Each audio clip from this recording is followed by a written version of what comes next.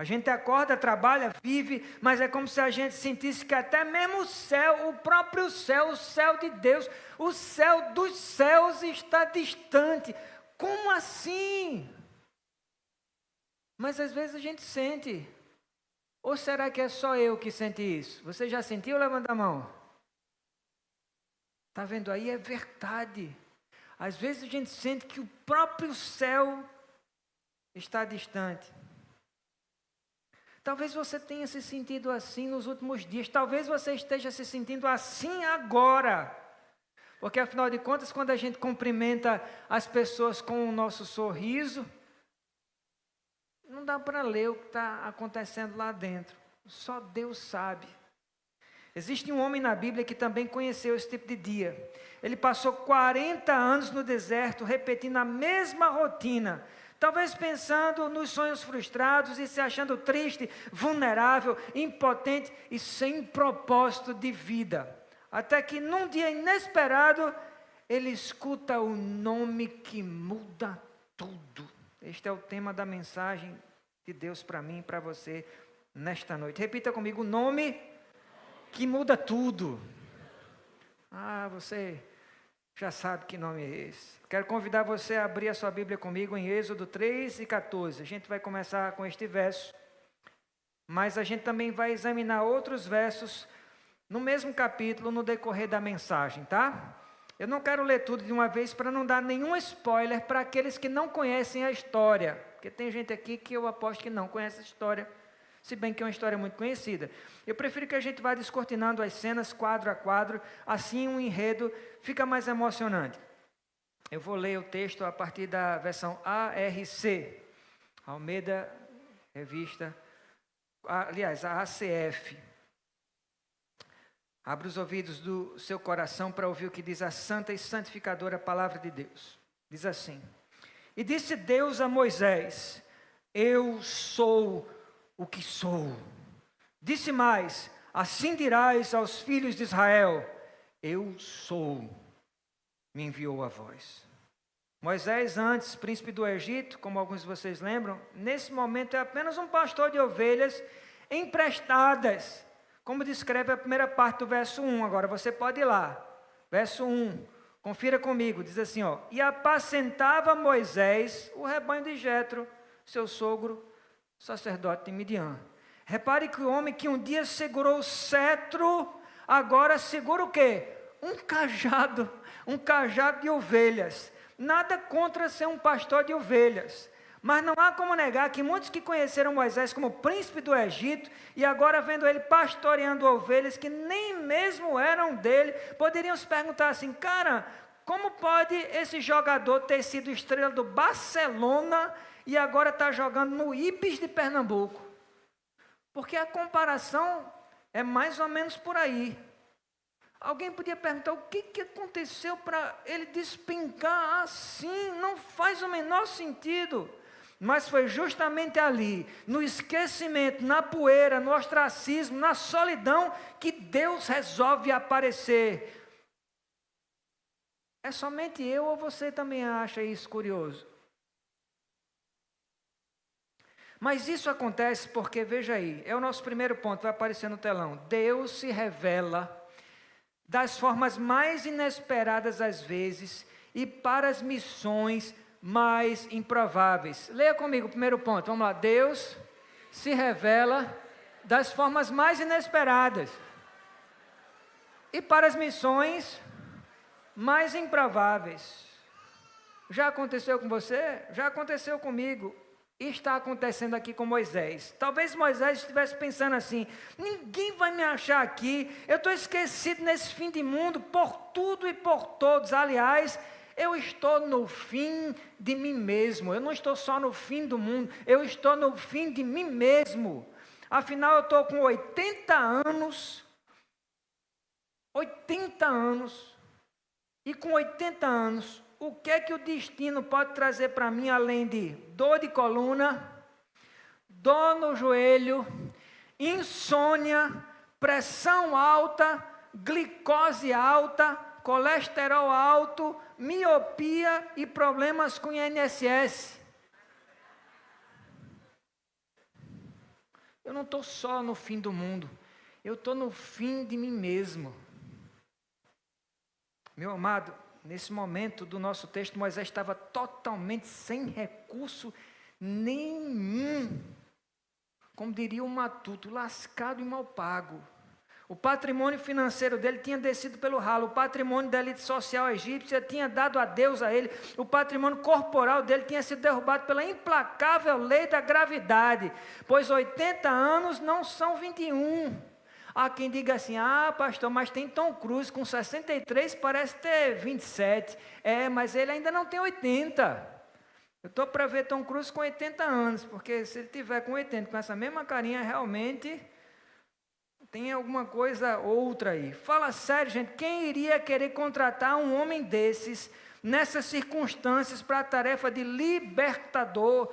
Se Deus um dia pensou em usar Moisés para a obra dele como libertador, líder, ou para ajudar o povo dele, esse tempo parece que já passou do prazo de validade há décadas. O cara tem 80 anos, talvez você não entendeu muito bem. 80 anos.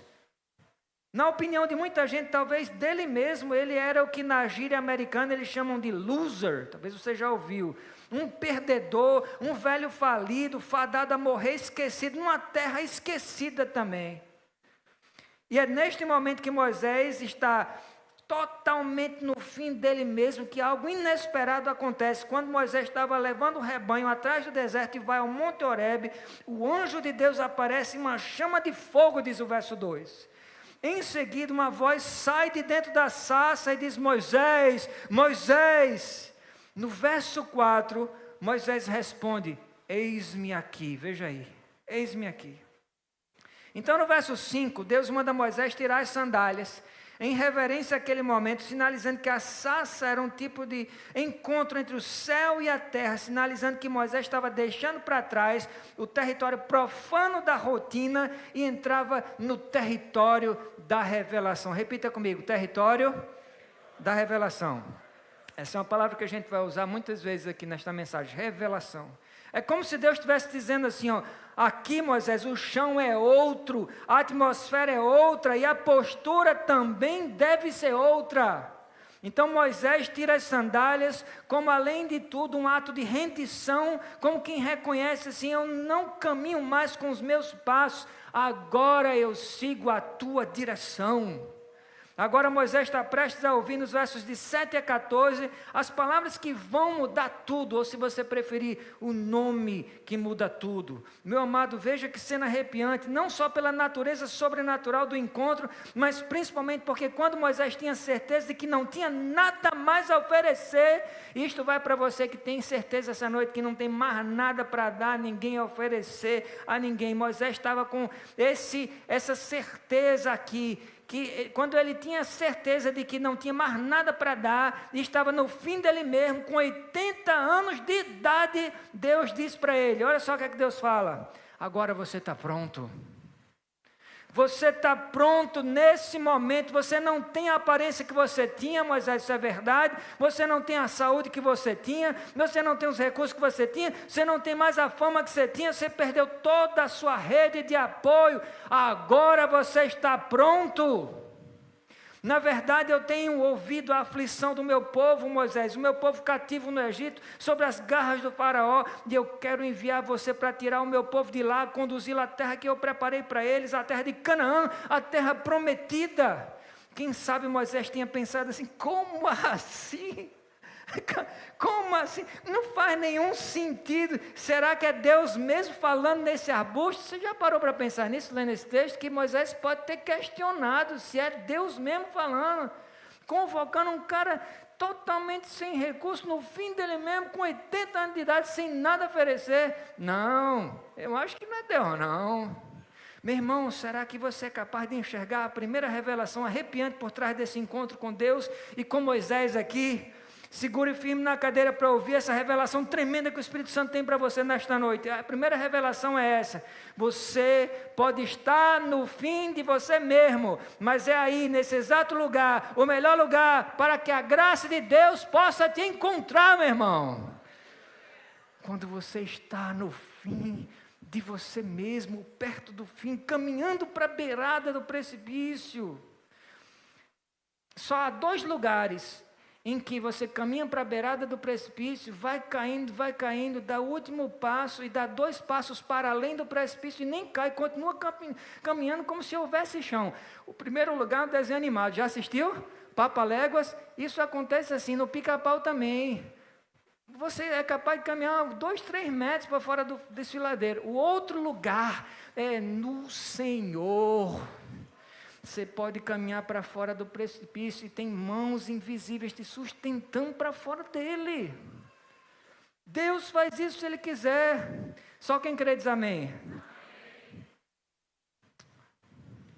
De fato, o Evangelho de Jesus diz que, espiritualmente falando, até que você chegue ao fim de você mesmo. Para você não achar que você... está mais parecendo um discurso motivacional, pastor. É? Então vamos lá. O Evangelho de Jesus diz que, espiritualmente falando, até que você chegue ao fim de você mesmo, você não pode encontrar Deus. É preciso que você chegue um momento da sua caminhada nessa terra, que você diga, eu estou perdido, eu preciso de um Salvador, e não existe nada que eu possa fazer por mim mesmo, para me salvar do abismo eterno, para onde eu estou caminhando a passos largos, mesmo sem perceber. Não existe nada que ninguém possa fazer por mim. Um Salvador qualquer não pode me salvar, eu preciso de Deus, eu preciso de Jesus. Até que você chegue a essa conclusão, você não pode ter um encontro real, transformador com Deus. John Newton nasceu em 1725, filho de um capitão de navio e de uma mãe cristã que o ensinou a orar ainda pequeno. Quem teve uma mãe assim? Que bênção, né? Nem todo mundo tem esse privilégio, ele teve. Ensinou ele a orar desde pequenininho, desde garoto. Mas ela morreu cedo e ele se perdeu no mar da própria rebeldia, se desviou. Cresceu sem direção, desafiando tudo e todos, zombando da fé e se afundando em vícios e desobediência. Mais tarde ele se torna marinheiro, depois traficante de escravos, na época da escravatura, comandando navios que levavam pessoas acorrentadas, sem perceber que o pior cativeiro era o dele mesmo.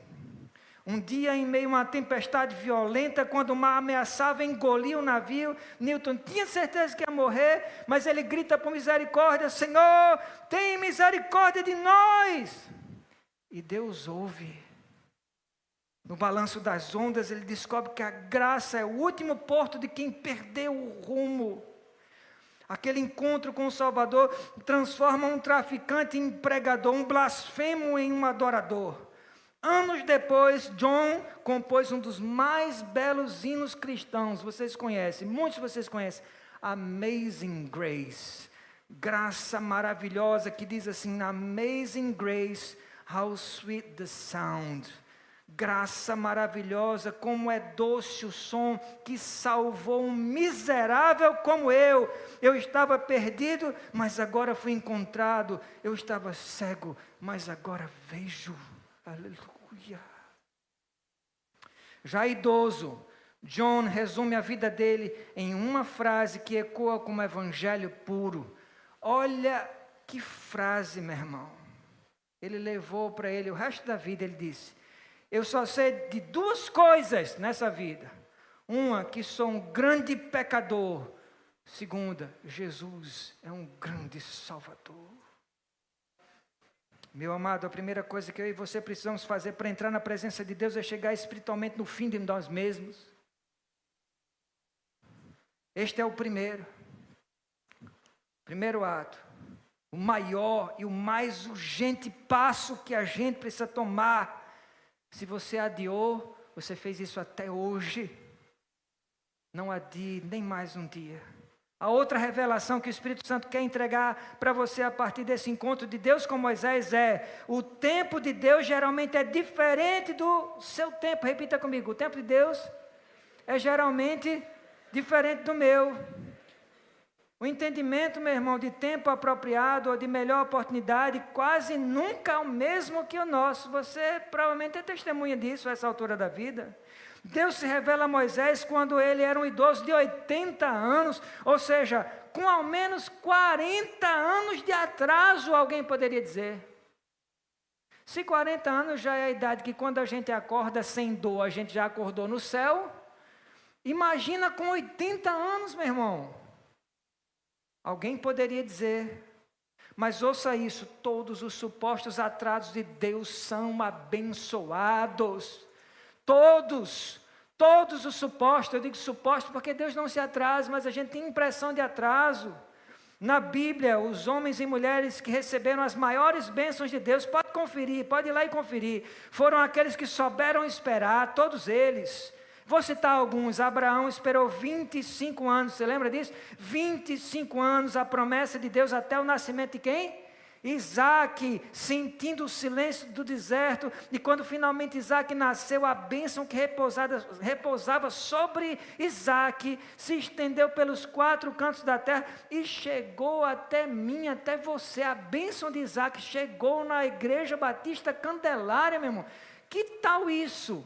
Porque alguém soube esperar por 25 anos. Ana derramou lágrimas de infertilidade por anos de oração silenciosa no templo, até que Samuel nasceu e sua oração se transformou em missão divina.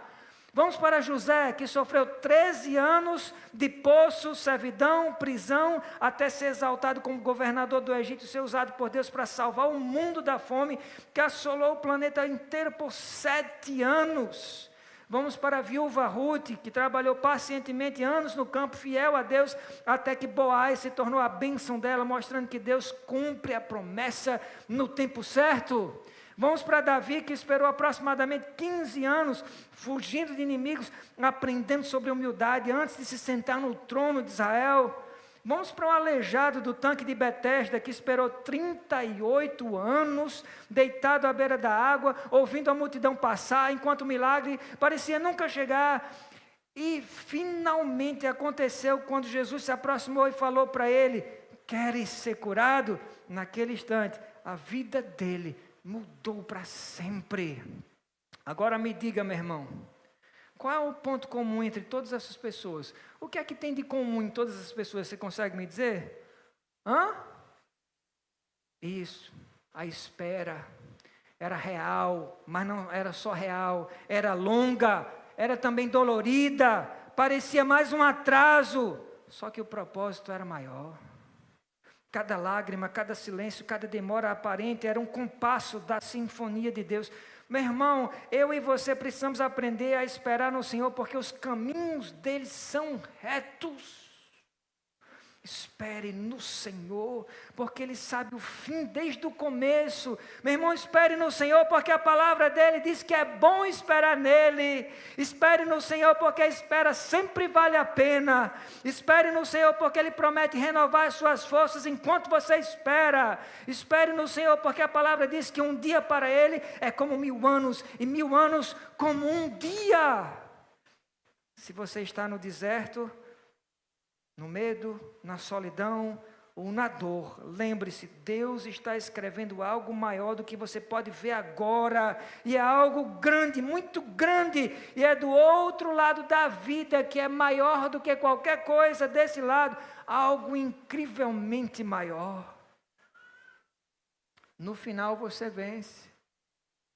No final você vence. Quem está entendendo diz amém. Então, meu irmão, espere no Senhor, porque dele é o reino, o poder e a glória e a majestade para sempre e sempre e sempre e sempre. Amém.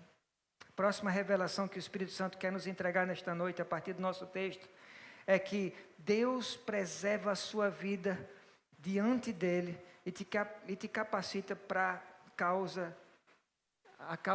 causa de quem ele é. Repita comigo, todo mundo comigo. Deus preserva a sua vida diante dele e te capacita por causa de quem ele é.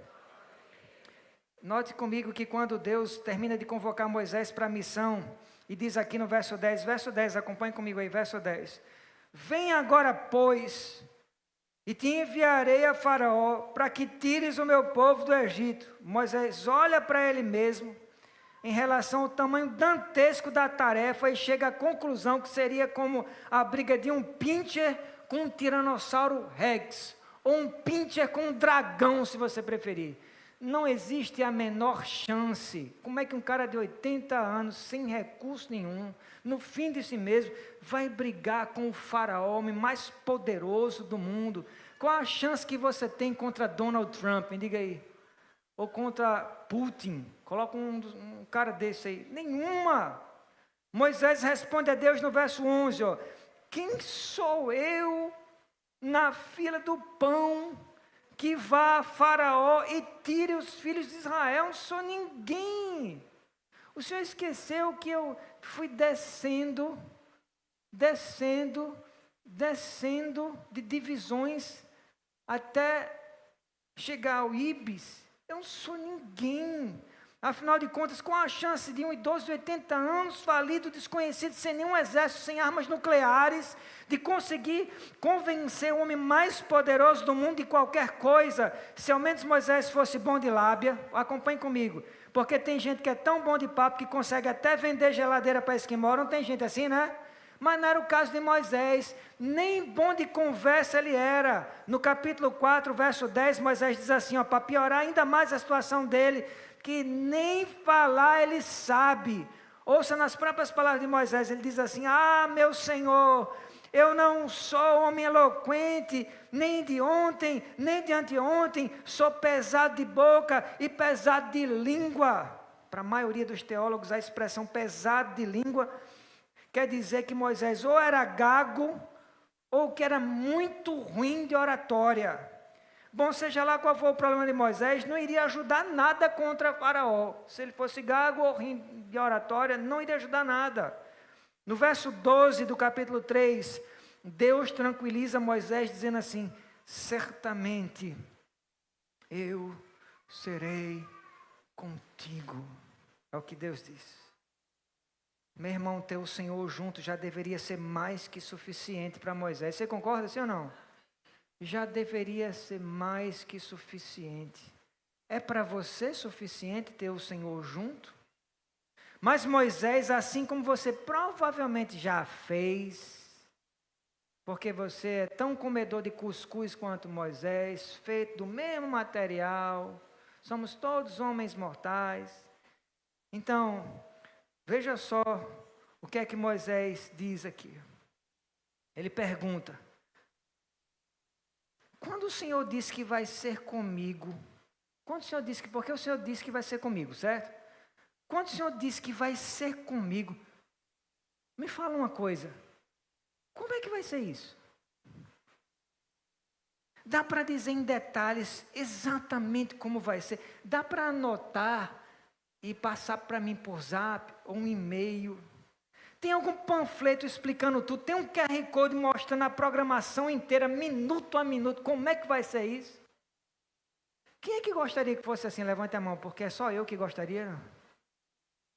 Poxa, como eu gostaria, como me incomoda, meu irmão, que eu não saiba o que vai acontecer comigo no próximo minuto.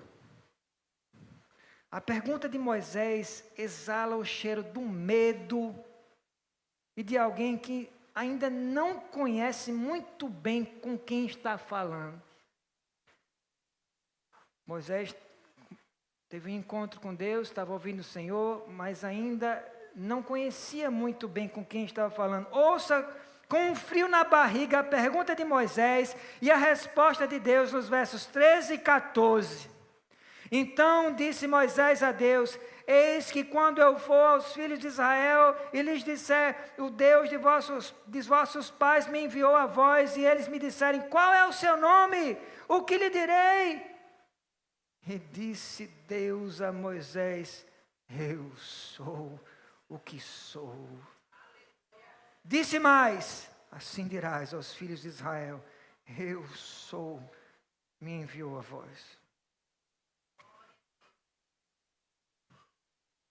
Mas o que Deus quer dizer em se apresentar como eu sou?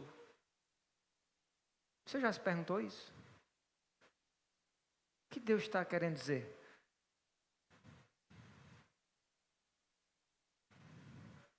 Vamos combinar que se eu me apresento para você como eu sou, tá. Você, como assim? Não entendi nada. Não entendi nada. O que Deus está querendo dizer? Você talvez queira se perguntar, e a resposta está no fogo. A resposta está no fogo. Observe o que diz o verso 2, veja comigo.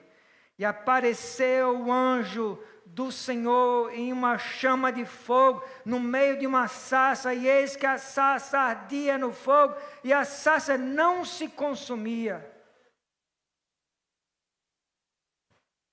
Por que Deus escolheu aparecer para Moisés em forma de fogo? Já se perguntou isso? Por que não em forma de gelo? Quem lembra de um desenho chamado Liga da Justiça? Quem lembra? Quem é desse tempo? Super Gêmeos ativar, plim, forma de um cubo de gelo. Lembra disso? Por que Deus não se apresentou como uma forma de cubo de gelo ou qualquer outra coisa? Por que Deus insiste em fogo? Por que fogo? E o que isso tem que ver com a declaração, eu sou o que sou, fogo, e eu sou o que sou? O que é que tem que ver uma coisa com outra? Ora, Moisés acreditava que Deus existia, mas até esse momento ele nunca tinha tido um encontro com a glória de Deus manifesta em essência, meu irmão. Meu amado, Deus da Bíblia não é alguém que a gente deve somente acreditar de forma abstrata. Cada um de nós precisa ter um encontro pessoal com o Senhor. Agora pense comigo, vamos tentar imaginar porque Deus escolheu aparecer em forma de fogo para Moisés. O que o fogo causa na gente? Pense comigo, o fogo mexe com praticamente nossos 5 sentidos, sim ou não? Sim ou não? A gente sente o calor do fogo, é ou não é? O brilho fulgurante, a gente ouve estalidos do fogo crepitando de dentro da chama, a gente sente o aroma forte que sobe da fumaça, não é assim? Ou seja, o fogo não é algo que você simplesmente acredita, você não fica repetindo assim, eu acredito no fogo, acredito no fogo, acredito no fogo. A meditação transcendental recomenda, orienta que você fique olhando para um objeto, pode ser até um objeto inanimado, e tentando mentalizar esse objeto, enquanto você esvazia a mente e foca só nesse objeto. Então, seguindo a linha de raciocínio, você pode pegar a foto de uma vela, olhar para ela e começar a ter experiências a partir do pensamento que você projeta naquela vela. Bom, é diferente com o fogo real. Porque o fogo real mexe com todos os nossos 5 sentidos. Repare então que até esse dia Moisés só acreditava em Deus, mas nesse exato momento, Moisés pode dizer como Jó um dia disse, antes eu te conhecia só de ouvir falar, mas agora os meus olhos te veem. Muitos teólogos dizem que foi esse momento a hora da conversão de Moisés, que Moisés não era convertido até aqui. Foi um momento em que Moisés foi promovido de uma crença filosófica, só de uma crença mental, que ficava toda resumida aqui na sua cabeça, sem experiência multissensorial, real, transformadora nenhuma, só numa crença filosófica em Deus, para uma poderosa transformação de vida. Meu amado, uma coisa é crer que o pecado existe, que a maldade corre solta pelas vielas do Rio de Janeiro, como a gente está vendo nesses dias, onde nos últimos dias o som dos tiros e o cheiro da pólvora se misturaram ao pranto das mães, e onde mais de 100 corpos tombaram entre o eco da justiça e o grito da dor. Mas outra coisa é bem diferente você reconhecer que o pecado não é apenas, não se resume aos moradores do morro, num soldado do tráfico do rio, um rosto estampado no noticiário. O pecado tem endereço em nós também, em você, em mim. Ele respira dentro da nossa carne, disfarçado de boas intenções, de orgulho santo, de pequenas concessões ao pecado. Todas as vezes que a gente sussurra na nossa mente, mesmo sabendo que Deus não aprova, a gente sussurra, não, mas não é nada demais não. É só dessa vez. Deus, eu acho que Ele nem está vendo. A modalidade do pecado muda, meu irmão. Ora ele veste farda, ora ele veste terno, ora capa de religiosidade, mas a essência é a mesma, rebeldia contra o Deus que é santo, santo e santo. O vírus mutante do pecado infectou o mundo, e como o Covid, ele só muda a cepa, o nome, a forma, mas ele continua letal. Pior, há quem pense que já está vacinado contra o pecado, imune porque frequenta templos, consegue citar versículos, ou então não faz nada disso, mas eu faço o bem. Eu não vou para a igreja, mas eu faço o bem. Então eu estou bem na fita. Talvez você até esteja bem na fita, na sua opinião, na opinião dos seus amigos, na opinião do seu cônjuge. Mas a pergunta é, na opinião dele, como é que você está na fita? Como é que eu estou na opinião dele? A Bíblia diz que ele olhou o mundo inteiro, os olhos dele passearam pelo mundo inteiro, e ele procurou para ver se achava alguém que fazia o bem. A conclusão que ele chegou foi o que mesmo? Quem lembra? Não achou ninguém. Nenhum sequer. Todos se desviaram. A Bíblia diz, todos se desviaram. E carecem igualmente da glória de Deus. Vocês estão entendendo que quem precisa de resgate da glória de Deus, de perdão, de vida nova com Deus, de transformação, não são só os malandros do morro, gente? Vocês estão entendendo isso? Não são só traficantes, bandidos, malandros. Sou eu que preciso, você também. Glória a Deus, temos um Salvador. Temos um Salvador. Uma coisa é você acreditar que Jesus morreu por pecadores, outra coisa é se ver na cruz com Ele, sentir o peso do próprio pecado perfurando as mãos do Cordeiro de Deus e permitir que esse encontro nos desmonte por dentro, de dentro para fora e nos reconstrua por inteiro, meu irmão. Porque o verdadeiro evangelho não é meramente uma ideia intelectual bonita sobre redenção, ou uma cruz de ouro pendurada no pescoço de Madonna. Não é sobre isso. O evangelho é uma revolução interior que vira a mesa da alma, muda o olhar, muda o falar, muda tudo, meu irmão. Moisés foi promovido de homem que tinha uma ideia filosófica sobre Deus para um homem que teve a própria história totalmente transformada por um encontro pessoal com Deus. A gente precisa se fazer uma pergunta nesta noite. É a pergunta que não quer calar. Será que eu já tive uma experiência assim?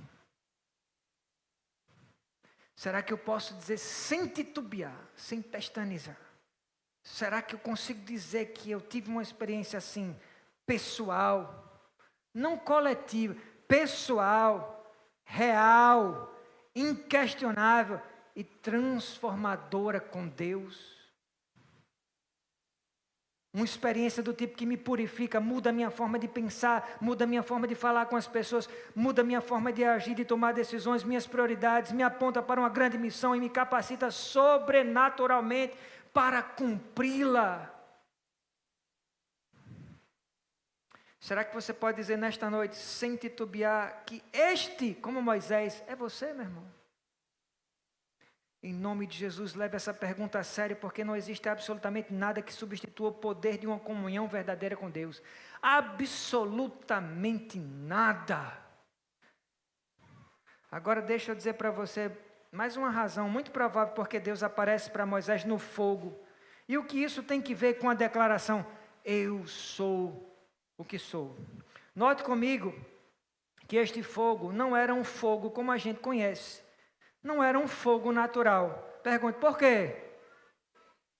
Vou dizer por quê. Primeiro, o verso 2 diz que o arbusto queimava, mas não se consumia. Toda hora queimava, mas não se consumia. Primeiro detalhe. Mas uma coisa que faz a gente coçar a cabeça é que a gente sabe que todo fogo depende de um agente comburente para fazê-lo queimar, certo? Não é isso? Depende de combustível, de um agente comburente. Ou seja, o fogo para existir depende de outro elemento que o acenda e o alimente. Sem combustível, sem fogo. Não é assim? Sem combustível, sem fogo. Mas esse fogo aqui que queima diante de Moisés não se apaga e nem precisa de nenhum comburente. Esse fogo não depende de nada e nem de ninguém. Esse fogo tem uma fonte infinita, meu irmão. Esse fogo queima desde a eternidade. Esse fogo tem poder próprio. Esse fogo escolhe quando queimar sem consumir. Este fogo é incomparável. Este fogo é o eterno. Este fogo é o eu sou. Aleluia. Meu amado, Deus aparece para Moisés como um fogo não causado, para deixar para o mundo uma revelação entre várias outras.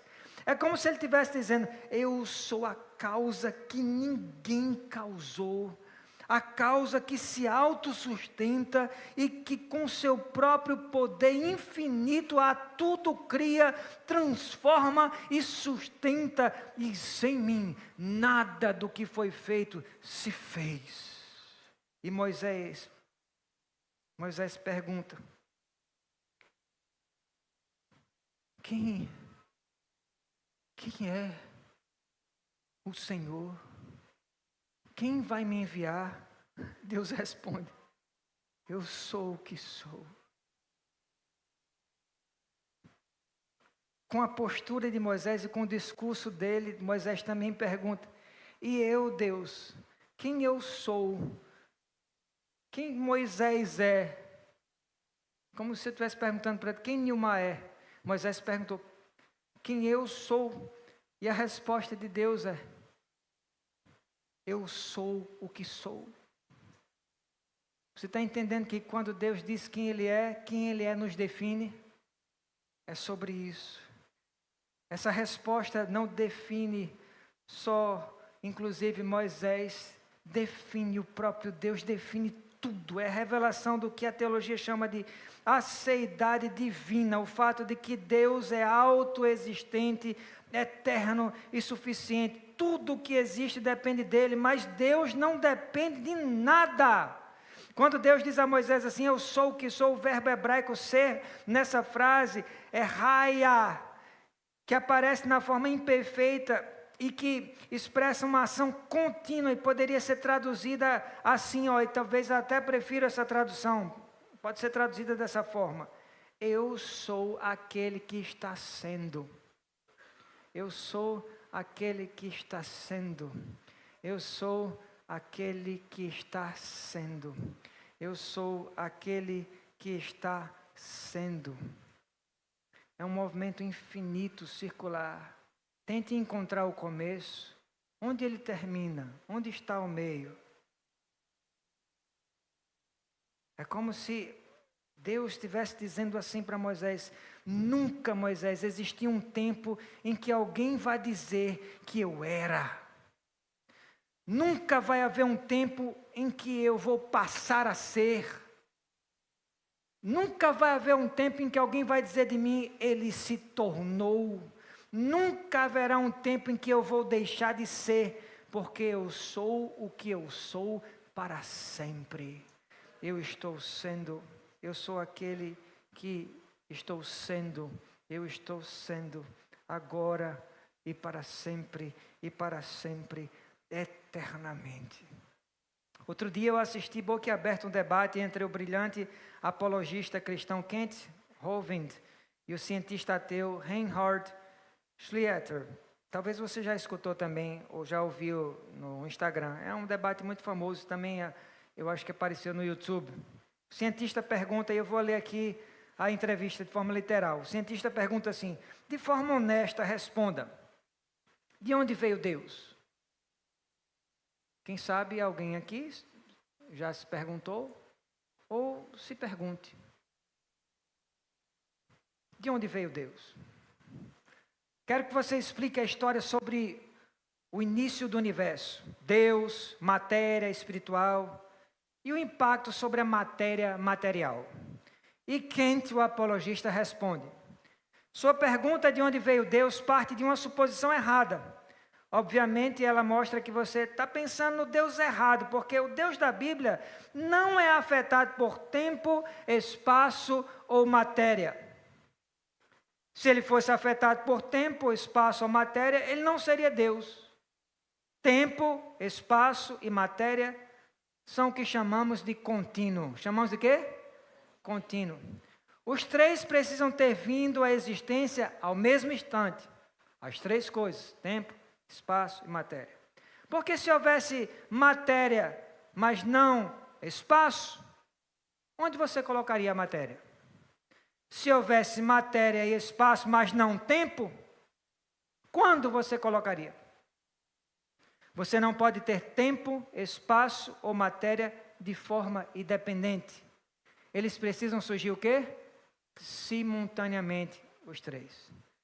E a Bíblia responde isso em 10 palavras. Estou continuando aqui a resposta do apologista. E a Bíblia responde isso em 10 palavras, logo no início de Gênesis. No princípio, lembra disso? No princípio, aqui está o tempo. No princípio, ou seja, o quando. Criou Deus, aqui está o quê? O espaço. Criou Deus os céus, o espaço. Ó. E a terra, aqui está a matéria. Então a gente tem os três elementos. No princípio, o tempo, criou Deus os céus, o espaço e a terra, a matéria. Então você tem tempo, espaço e matéria criados como uma trindade de trindades. Veja, o exemplo é dividido em... O tempo é dividido em passado, presente e futuro. Não é isso o tempo?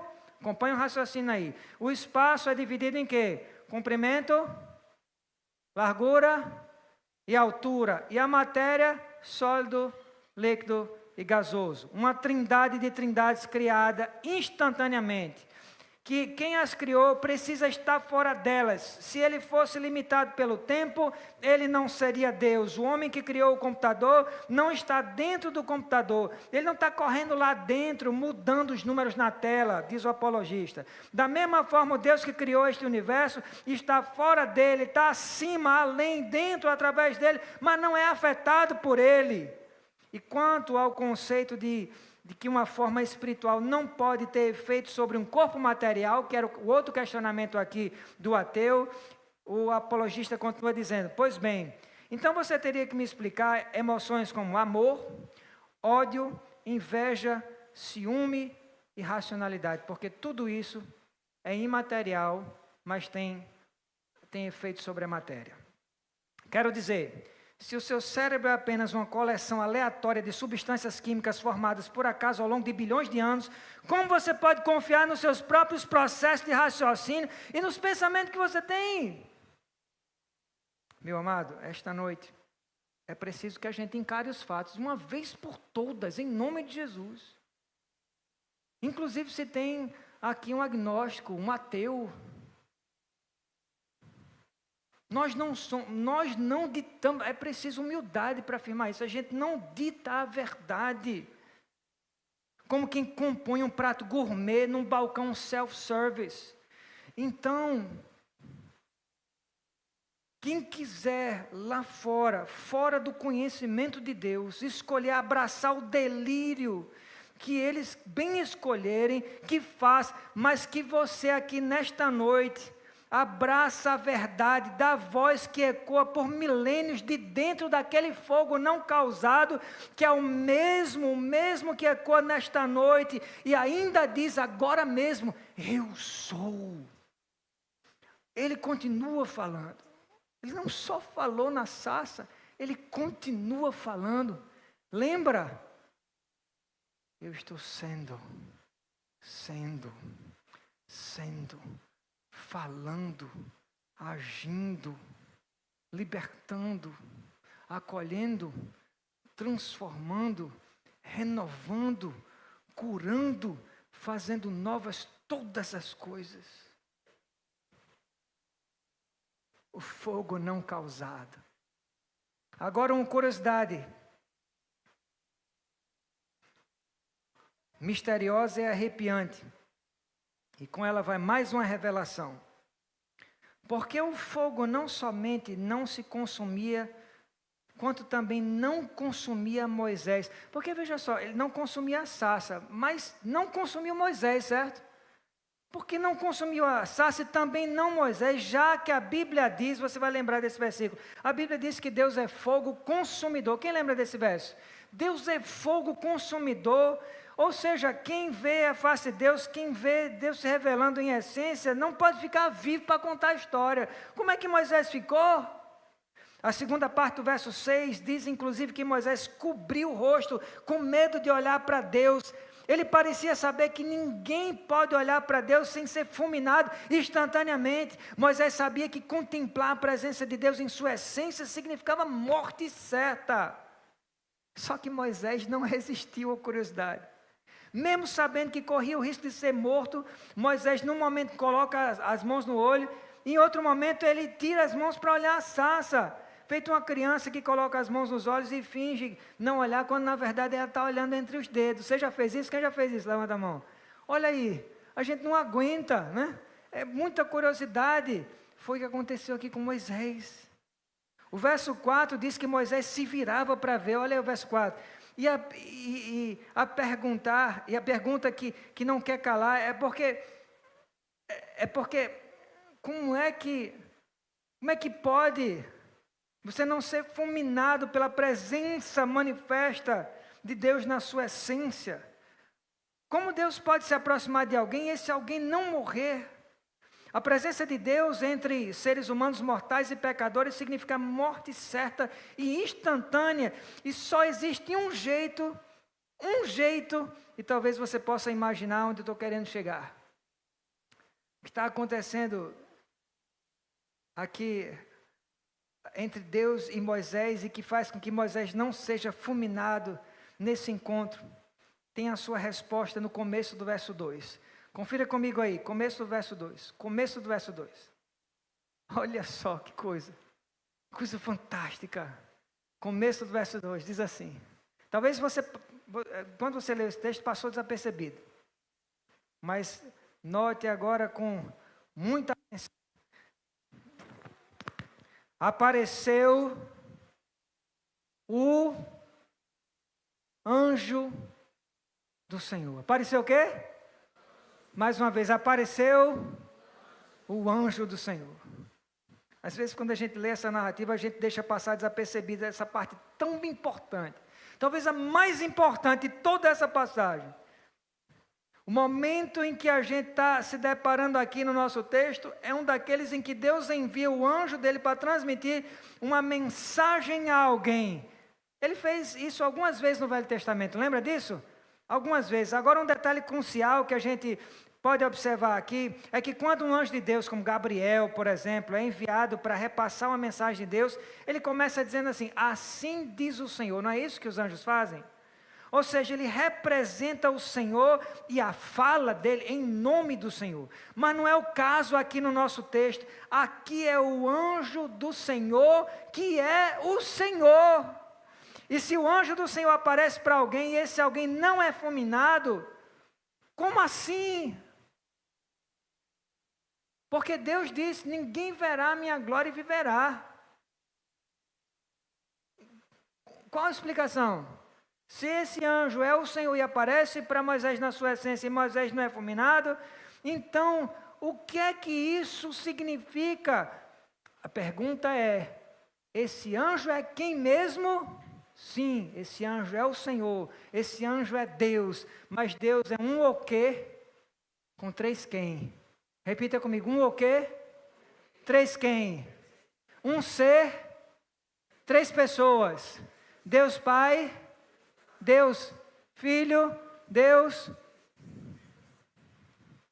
Se você está na presença do Senhor e você não é fulminado, significa que você é mediado para que não seja fulminado. Você é preservado na presença do Senhor. Este capaz de nos preservar, quem é? Quem é? Jesus, meu. Não tenha medo de falar não, diga comigo, Jesus. Jesus é o único jeito de alguém ver Deus e não morrer, mas sim viver. O único jeito de um Deus Santo se manifestar em sua essência entre pecadores é através de Jesus.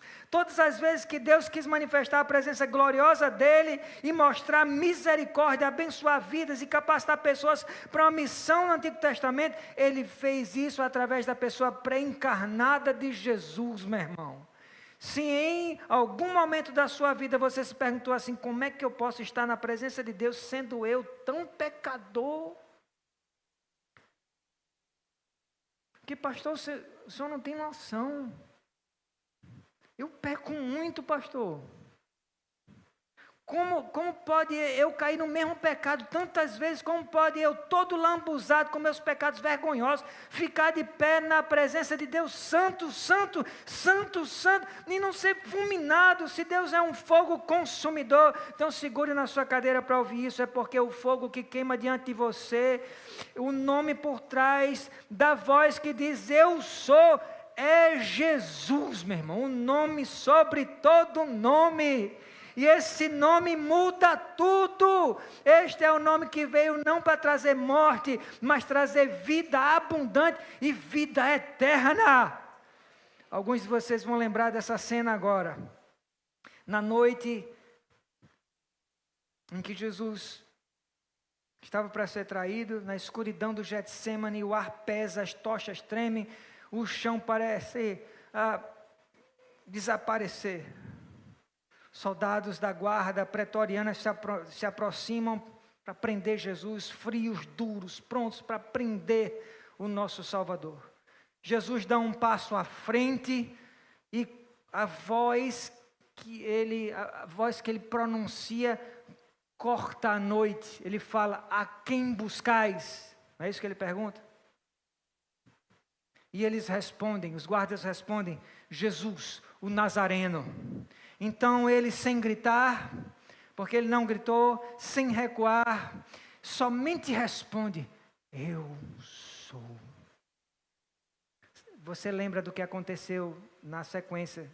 Se esse relato está vívido na sua mente, o poder dessa declaração arremessa os soldados do chão. Eles praticamente voam assim na declaração de Jesus. E eles caem ao chão como se fosse o efeito do empurrão de um furacão. Bum! Todos eles caem no chão. O tempo volta ao deserto. A sarça ardente diante de Moisés. O mesmo fogo agora tem rosto humano. Na sarça não, era só voz, era fogo mesmo. Agora ele tem um rosto humano. O mesmo nome que incendiou a montanha agora queima no meio das oliveiras. Naquela noite o fogo do Êxodo se queimou em forma de homem. O nome não mudou. Ele é o mesmo eu sou de Êxodo 3, agora revelado em carne e em graça, meu irmão. E o universo inteiro soube que o eu sou a partir daquele momento, continua sendo e sendo ontem e hoje e para sempre. Meu amado, esse nome eu sou, carrega o peso da eternidade, o som da criação, o poder do céu inteiro. Jesus é o mesmo que diz assim, olha, eu sou o pão da vida, o que sacia a alma faminta, eu sou a luz do mundo que rompe a escuridão, eu sou a porta, o acesso seguro às pastagens eternas, eu sou o bom pastor que dá a vida pelas ovelhas, eu sou a ressurreição e a vida que transforma sepulcros em recomeços. Eu sou o caminho, sou a verdade, sou a vida, aquele que guia, revela, que vivifica. E antes que Abraão existisse, eu sou o que não tem princípio, não tem fim, nunca e nunca. Louvado para sempre seja o capitão da nossa salvação. Em João 15:5 ele diz assim, eu sou a videira e vós sois os ramos, quem permanece em mim e eu nele, esse dá muito fruto, porque sem mim nada podeis fazer. O princípio que o Espírito Santo quer nos ensinar aqui é que a gente não precisa ser melhor do que ninguém. Você é ensinado todos os dias no Instagram, no YouTube, nas mídias sociais, na faculdade, na escola, no seu trabalho. Você tem que ser o melhor, a melhor versão de você mesmo, melhor do que todo mundo. Você tem que ser o number one, você tem que ser o número 1, seja o número 1. Fica olhando no espelho, acorde de manhã e diga, você é o leão, você é o melhor, você é poderoso, você consegue, vai rock, vai. Você não tem que ser melhor do que ninguém. Deus, olha, a revelação aqui, a grande revelação é que você não tem que ser melhor do que ninguém, você não tem que ser nada, você não tem que ter um arsenal de recursos, você não tem que ser mais popular do que todo mundo, você não precisa realizar todos os propósitos da sua vida sozinho, você tem um Jesus, meu irmão. E sem Ele, entenda de uma vez por todas, em nome de Jesus, foi para isso que você veio essa noite, sem Ele você não consegue fazer nada, porque por Ele, através dEle e para Ele, são todas as coisas. Como alguém já disse, Deus sem você continua sendo muito Deus, agora você sem Deus é quem mesmo?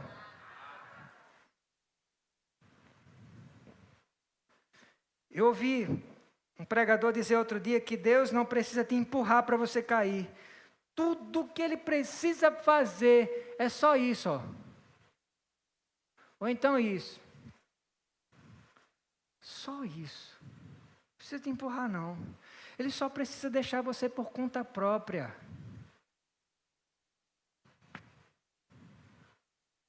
Então, cuidado. Você que ouve do seu familiar, meu irmão, está na hora de se voltar para Deus, está na hora de tomar jeito na sua vida, está na hora de confessar Jesus como Salvador, e você fica dizendo assim, para de encher meu saco, vai amolar outro.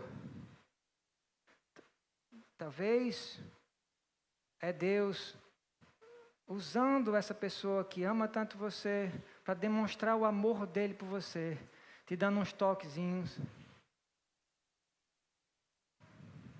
Quem lembra do Orkut? Quem lembra do Orkut? Quem é do tempo do Orkut? Eu acho que era no Orkut que tinha um dispositivo cutucada, não é isso? Cutucada, né? Cutucada. Cutuque fulano. Cutuque fulano. Essa cutucada que você recebe desse irmão impertinente é Deus não te deixando em paz. Porque se Deus te deixar em paz, se Ele fizer isso, meu irmão, você está perdido. Graças a Deus por esse familiar, por esse amigo, por esse irmão impertinente que vive no seu juízo. Olha, está na hora de você se voltar para Deus.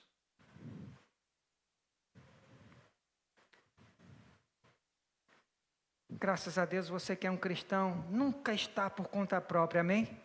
Nunca está. Cada passo que você dá é no poder do nome que muda tudo. Cada passo, por menor que seja, uns pela idade, como Moisés, talvez já estão assim, ó, andando assim. Não importa, cada passinho desse é no poder do nome. Se você está correndo, está andando com vigor, está indo mais rápido, você está andando no seu passo, mas no poder do nome que muda tudo. E mesmo quando você está no fim de si mesmo, Jesus te carrega nos braços, você nunca está só, porque Ele mesmo prometeu, Ele está falando para você nesta noite, eis que estarei convosco até o fim. Mas esse privilégio é só de quem teve encontro com Ele, na sarça. Você teve esse encontro? Se não, essa é a sua noite. O fogo que se apresentou na sarça ardente para Moisés continua brilhando com esse fulgor intenso por você, para você, iluminando o seu caminho, espantando as feras das circunstâncias que te ameaçam, te aquecendo nas noites frias da alma, e a voz dele ainda se ouve de dentro do fogo, o fogo da poderosa palavra dele que você está ouvindo nesta noite. Eu quero dizer para você que todas as vezes que você achar que você é indigno de estar na presença de Deus, todas as vezes que você achar que o desafio é grande demais, você se lembra, o fogo que está diante de você não é para te consumir, é para te proteger e te capacitar para as grandes obras que Ele tem para você. Por que você acha que você está na presença de Deus? Eu e vocês na presença de Deus aqui nesta noite, e ninguém morreu. É por causa dEle, meu irmão. Ele que ressuscitou e nos banhou com o sangue dEle que nos escuda. Nos escuda. Quando Jesus morreu, o véu se rasgou e qualquer pessoa, você lembra disso, muitos de vocês vão lembrar, que entrasse no Santo dos Santos e tivesse qualquer mazelazinha, era fulminado imediatamente. Tanto é que o sumo sacerdote que entrava na presença de Deus uma vez por ano ali, ele tinha que entrar com uma corda amarrada na cintura, porque se ele estava tentando dar uma de enrolão, um santo assim, só do pau, ou que tem entrando ali na presença de Deus, um hipócrita, que podia até enrolar todo mundo, mas Deus não, ele morria ali, o pessoal ia puxar só o corpo dele morto. Sabe o que aconteceu quando Jesus morreu e o véu se rasgou? Todo mundo passou a poder entrar. Todo mundo passou a poder entrar. Sem corda amarrada. Ninguém mais é fulminado. Cheio de pecado. Feito eu e feito você. Como é que pode essa concessão? Como pode essa concessão? Por causa dele, meu irmão. Por causa de Jesus, o sangue que te protege. O mesmo Deus que falou com você está falando, que falou com Moisés, está falando com você nesta noite. Talvez o teu deserto seja o cenário onde ele vai pronunciar o nome que muda tudo. Cada um tem um dilema, cada um tem um deserto, e eu quero dizer para você nesta noite que talvez o seu deserto seja o momento em que você vai ouvir esse nome, que vai mudar tudo. Você não precisa ser tudo, você precisa apenas conhecer aquele que é tudo. Repita comigo, você não precisa ser tudo, precisa conhecer aquele que é tudo. Agora personalize isso, eu não preciso ser tudo, eu preciso conhecer aquele que é tudo. Na era da performance, Deus nos lembra que o sucesso, sentido, felicidade, propósito de vida não vem da habilidade, mas da presença do Senhor. Quando você descobre quem Deus é, finalmente você entende que você não precisa ser. Tem muita gente querendo se tornar, eu vou ser isso, vou ser aquilo, eu preciso ser. Não, você não precisa ser nada, você precisa estar na presença. Na presença de quem é tudo, Foi para isso que Ele te criou, não para ser, para se tornar. Se alguém chegar para você e disser assim, um dia você vai ser muito grande, que tal você responder assim, meu irmão, eu já tenho todo o tamanho que eu posso atingir, eu não tenho como ser maior. Aí a pessoa diz, como assim, que arrogância, com arrogância? Não se trata de arrogância. Eu já tenho todo o tamanho máximo que esta terra nesta terra eu posso experimentar. Porque eu sou filho de Deus, povo santo, raça eleita, sacerdócio real, amigo do Senhor, transportado das trevas para a maravilhosa luz de Jesus. Aí você está dizendo que eu vou ser grande? Eu já tenho todo o tamanho que eu preciso. Você tem todo o tamanho que você precisa se você é um filho de Deus. Porque não é sobre você, é sobre Ele, a presença de quem você está. E um dia Ele voltará para te buscar, para estar junto da presença dEle, face a face, para sempre. Eu quero fechar a nossa mensagem declarando a você profeticamente as mesmas palavras de Deus a Moisés. As mesmas palavras de Deus a Moisés eu vou declarar para você profeticamente e sem medo de ser uma profetada, porque é o que Jesus garantiu. Eu só estou ecoando para você nesta noite. Nesta noite o Senhor te diz assim, eu serei contigo.